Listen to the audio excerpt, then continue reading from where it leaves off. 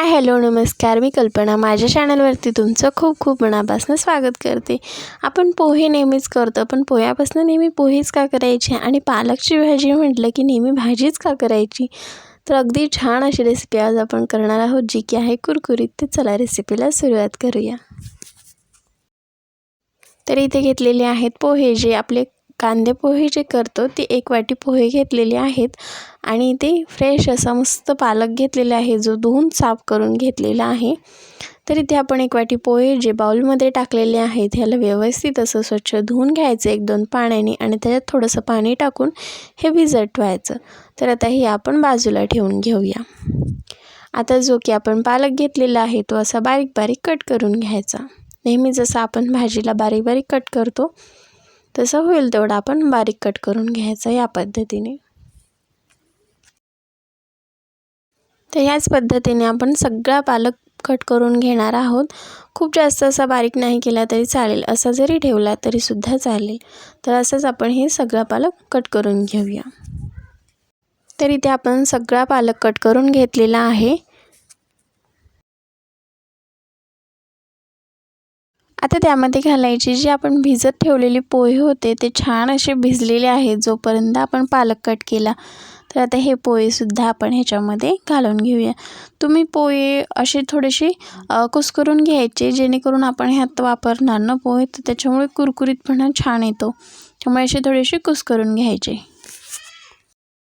तर इथे आपले पोहे मस्त असे कुस्करून झालेले आहेत, ते छान आता ह्याच्यामध्ये आपण टाकून घेऊया।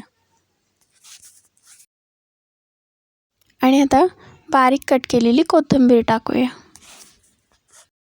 आता ह्यामध्ये ना मिरच्या, थोडंसं जिरं आणि लसूण मिक्सरला वाटून घेतलेलं आहे। तिखटाचं प्रमाण तुमच्या आकारानुसार कमी जास्त करू शकता। तर हे वाटण आपण ह्याच्यामध्ये टाकणार आहोत। तर आता आपण मसाला टाकला, त्याच्यानंतर इथे 1 वाटी बेसन पीठ वापरलेलं आहे, ते सुद्धा आपण ह्याच्यामध्ये टाकणार आहोत।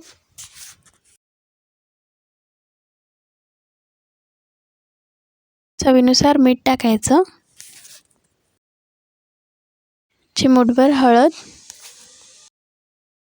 तर आता हे आपण सगळं व्यवस्थित असं मिक्स करून घेऊया। आणि जर तुम्ही ते कांदा किंवा बटाटा हे सुद्धा वापरू शकता, जर तुम्हाला आवडत असेल तर कांदा पण वापरला तर अजून ह्याची चव खूप छान येते। तर आता हे मस्त, पण ह्याच्यामध्ये ना पाणी न टाकता आपण हे आधी व्यवस्थित मिक्स करूया। आणि नंतर थोडंसं तेल टाकायचं आणि खूप असं कडक होत असेल तर तुम्हाला पाण्याची गरज लागत असेल तर थोडंसं टाकू शकता तुम्ही 1-2 चम्मच, पण शक्यतो मला इथे लागलं नाही, त्यामुळे इथे मी बिना पाण्याचा कारण आपण जे हे वापरलं ना पोहे, त्याच्यामध्ये आपण ते भिजत घातले होते, त्यामुळे त्याच्यातून पाणी रिलीज होतं, पुन्हा पालकमधून पाणी रिलीज होतं, त्याच्यामुळे पाण्याची शक्यतो आपल्याला गरज इथे लागली नाही। तर इथे मस्त आपलं असं व्यवस्थित पीठ मळून झालेलं आहे। आता ह्याला आपल्याला खूप वेळेसाठी ठेवायचं नाही, कारण ह्याच्यामध्ये पालक आणि जे आपण हे वापरलं पोहे, त्यामुळे काय होतं पाणी जास्त रिलीज होतं, त्यामुळे ते अजून पातळ होण्याची शक्यता असते। त्यामुळे लगेच आपण भजी करायला घेऊया। तर इथे आपण आता तेल गरम करण्यासाठी ठेवलेलं आहे। तर तेल गरम झालेलं आहे, तुम्ही याचे वडेसुद्धा करू शकता किंवा तुम्हाला भजी काढायची असेल तर तुम्ही भजीसुद्धा काढू शकता। तर इथे आपलं तेल गरम झालेलं आहे, तर या पद्धतीने आपण बघूया। एक खूप असं कडकडीत गरम नको, कारण जर कडकडीत असं तेल गरम झालं की वरून ते करपून जातील, आतून मात्र नरम राहतील। जो क्रिस्पीपणा आपल्याला पाहिजे असतो तो व्यवस्थित येत नाही, त्यामुळे ह्या पद्धतीचं हलकं गरम पाहिजे। खूप असं थंड पण नको आणि खूप असं कडकही नको।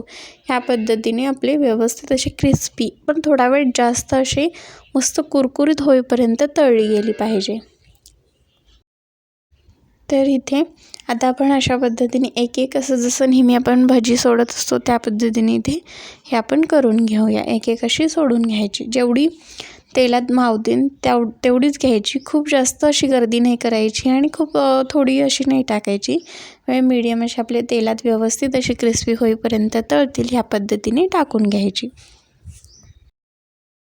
तर इथे व्यवस्थित आपली मस्त भजी सुट्टी झालेली आहे. तुम्ही बघू शकता अशी चिटकलेली वगैरे नाही आहेत कढईला आणि मस्त अशी हलकी फुलकी झालेली आहेत. इथे आपण कोणत्याही प्रकारचा सोडा किंवा काही असं वापरलेलं नाही आहे, त्यामुळे तरीसुद्धा ती एकदम क्रिस्पी होतात, ज्यात आपण पोहे वापरले त्याच्यामुळे. आणि सोनेरी रंग येईपर्यंत तळून घ्यायची. तर इथे मस्त आपली कुरकुरीत भजी तयार झालेली आहेत. आता ही आपण काढून घेऊया आणि ह्याच पद्धतीने आपण सगळी भजी तयार करून घेऊया. बघू शकता रंगसुद्धा खूप छान आलेला आहे आणि ही जितकी आपण काढल्यानंतर जी थंड होतात ना ती तेवढी कुरकुरीत बनतात. याच पद्धतीने आपण दुसऱ्यासुद्धा घणा आपण तळायला घेणार आहोत. या पद्धतीने असं सोडून घ्यायचं. तर दरवेळेस आपल्याला पालक पराठा, पालकची भाजी नेहमी खायला आवडत नाही, पण असं काहीतरी कुरकुरीत केलं की ते खायलासुद्धा आवडतं आणि मुलंसुद्धा आवडीने खातात.